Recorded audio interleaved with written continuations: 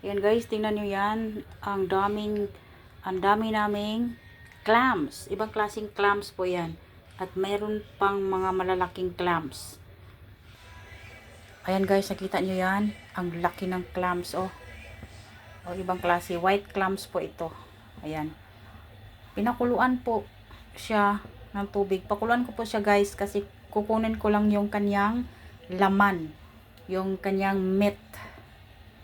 Oo, tapos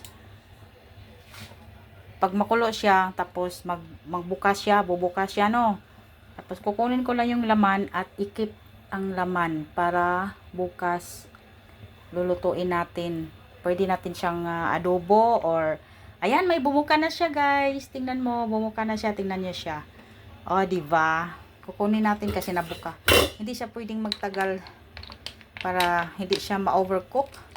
So, ayan po siya, bumuka. So, ibabad po natin siya dito sa tubig na malamig. Ayan.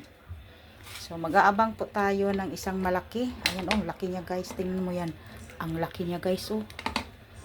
Tingnan natin kung kailan siya magbuka. Naabangan natin. Ito yung pinakamalaki guys, oh. Oh, mag-aabang tayo ng mga nabuka. Ay, yes, almost open.